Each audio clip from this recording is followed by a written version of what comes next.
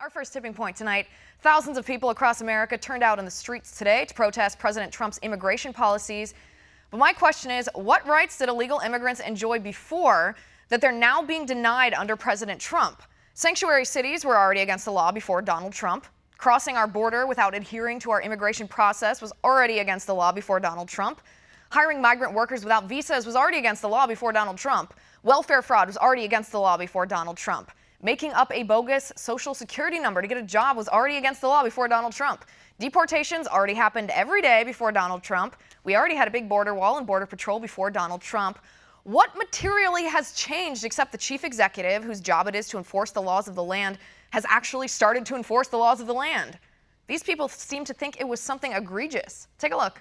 We're fighting ICE, we're fighting deportations, we're fighting to make sure that people are not pushed not only out of their communities or home, but out of the U.S. And that's, I think it's important. Around the country, gentrification itself is like pushing our people, out of major cities. But again, like broken windows policing makes it that you can ride your bike on the subway and end up deported in my neighborhood in Flatbush, or that you jump the turnstile, and that is a deportable offense. So these are the things that we're fighting in the U.S. Joining me now, host of the Andrea Kaye radio show, Andrea Kaye, and Democratic strategist Kevin Walling. Andrea, Kevin, happy Monday. Good to be here. Happy May Day. Liz. Happy May Day. All right, Andrea, let me start with you. Today is May Day. It's also known as International Workers' Day. I think that's how people generally celebrate it in countries outside of America. But today the focus is immigration in our streets. Protesters are talking about immigration. It's interesting to me, Andrea. I'm not exactly sure where they're coming from here, except for the fact that they philosophically differ on policy from President Trump here, because I don't know what rights they enjoyed before he was president that they're now being denied. Right. Well, that's a really good question. And I think, honestly, before we even answer that question, I think we need to reframe the debate, because what this protest is about is it's one big wave of the bully stick. That's why they want to conflate it and refer to everybody who comes here from another country as an immigrant, instead of using the terms that we need to properly use. If you come here legally, you're an immigrant. If you come here illegally, you are an illegal alien. That is the proper term. And there's also no such thing as undocumented. See, that's what happens when you're like my friend who went to Jamaica, had a few too many rum punches and lost his passport. That's undocumented.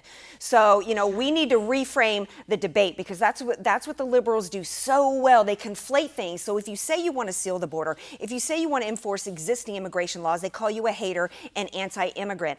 To answer your question, I think it's more, instead of what are they not getting that they were getting before, it's almost as though, what are they getting as illegals that American citizens are not? I tell you what they're getting. They're getting a pass for breaking the law, because coming here illegally is a crime. They're getting a pass by government officials aiding and abetting them and hiding felons. They're also getting social services and programs that American citizens aren't getting. I'll give you one. I got a friend of mine whose daughter is graduating from high school in Nevada. If she goes to Texas or some of these other states with in-state tuitions for illegals, then they're getting a benefit that she's not. Right. And Kevin, let me turn to you, because I understand. I'm totally fine with people having differing politics or policies than President Trump here. But don't we have a legislative process to change these types of laws if they're unhappy, with his order on sanctuary cities or his deportations? Why try to break the law or just protest? Why not try to change this legislatively? Well, I think we've seen that in the past with, Marco Rubio, in fact, a conservative Republican from Florida, leading the charge for comprehensive immigration reform. But it was the Republicans in the House over the last couple of terms that have shut that process down. We have 11 million illegal, undocumented immigrants in this country, 8 million of whom are working full-time, contributing to this society. They work in a lot of jobs that citizens here in this country don't want. They're in our fields, picking our grapes, picking our vegetables. They're building our buildings. That's 5% of our economic workforce are illegal immigrants.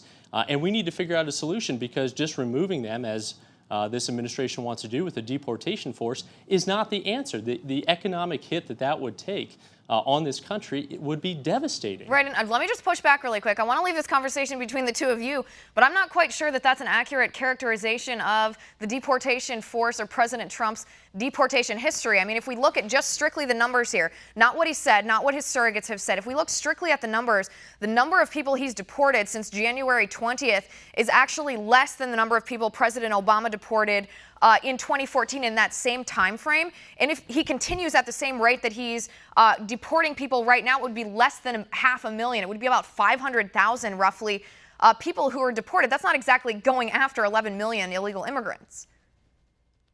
Yeah, not sure, to mention, Liz, if I can... I think I credit that with... Right, and sure, Kevin, go ahead and I just answer say, this Liz, first. I think there's a ramp up for every administration. So they're getting a hold of their policy. They're working with Secretary Kelly at DHS to figure out their immigration policies. But what's dangerous is what we've started to see with these executive actions on immigration specifically is the fact that they're starting to train local and state law enforcement officials to become federal immigration enforcement officials to remove these families in the dead of the night, to break up these families that of folks that are here illegally. They've also made indications that they want to go after the dreamers, the 750,000 young people who came here as children or even as babies or were born here to parents who came here illegally. So I credit that, not so much the statistics of the comparison between the Trump and Obama administrations. I credit that more to the Trump administration ramping up in a very dangerous fashion, targeting these families and these young people who are contributing to our society. As Andrea says, they enjoy some of the health care provisions that we have, but they're also paying taxes. They're also contributing to our society in many ways. They're paying Social Security taxes. They're paying income taxes. Again, 8 million of those individuals are working. Right, and Andrea, go ahead. Yeah, well, first of all, I got to go back, but let's back up a little bit because the left loves to throw these numbers around as though it's an established fact that there's 11 million people here illegally. We know exactly how many are here, while at the same time that they're saying we need to bring them out of the shadows so we can count how many people are here.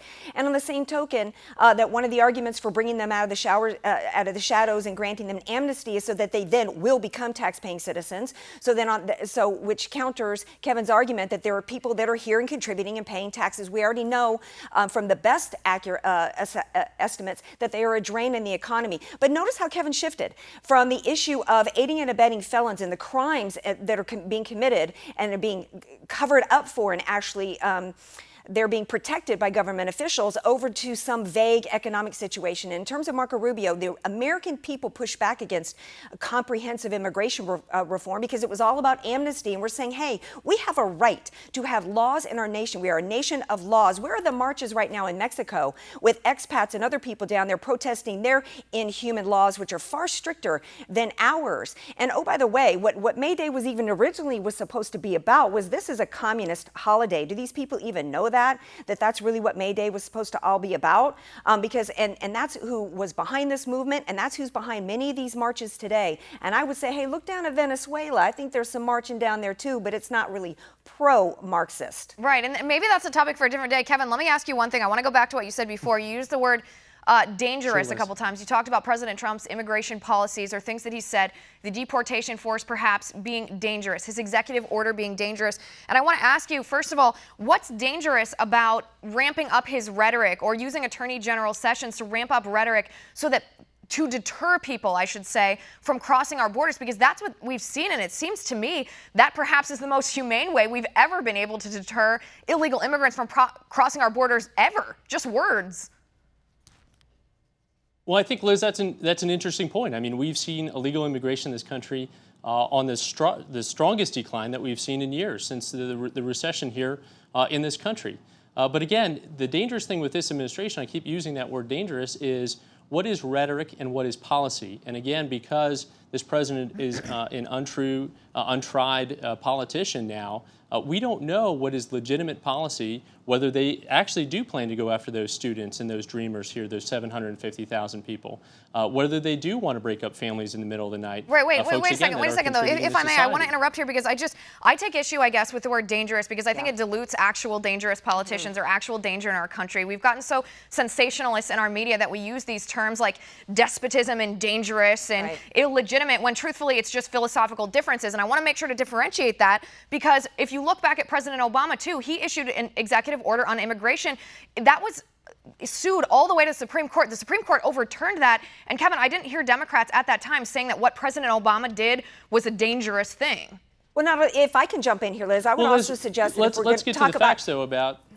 Right, Andrea, finish your thought quickly. Well, I was just going to say that to me, what's dangerous is leaving a border open that's right for gangs to be coming here, importing drugs and guns, and gangs like MS-13, as well as terrorist organizations that are coming here. And what's also part of the Day Without Immigrant movement today is also the refugee program that we haven't really gotten touched into, which is importing terrorists because we're unable to vet them. There's no compassion there. So yeah, the left likes to throw this word dangerous around about President Trump while they are fighting policies that will actually keep America safe.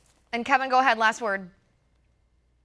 Here's what's dangerous about this policy. President Obama tripled the size of our border force in the 8 years that he was president of this country. Those forces were focused on the most dangerous aspects of our society, the criminal elements, the gang elements. What this administration is doing is giving them carte blanche to go after students, to break up workers that are here illegally, and not focus the efforts on the illegal activities that are going on in terms of gang membership and things like that. That's what's dangerous about this policy, because it's a distraction. No, and if that were true statistically, I could understand your argument, perhaps even agree with your argument, but the numbers simply show that that's not the case. If you look at the percentage of deportations of people who were non-criminal illegal aliens under President Obama, and then compare that to the percentage of non-criminal illegal alien deportations under President Trump, it's actually an equal percentage. It's around 25% as we're going right now. So statistically, I'm not sure that holds water. But Andrea, Kevin, they're telling me I got to go. Thanks for being here, guys.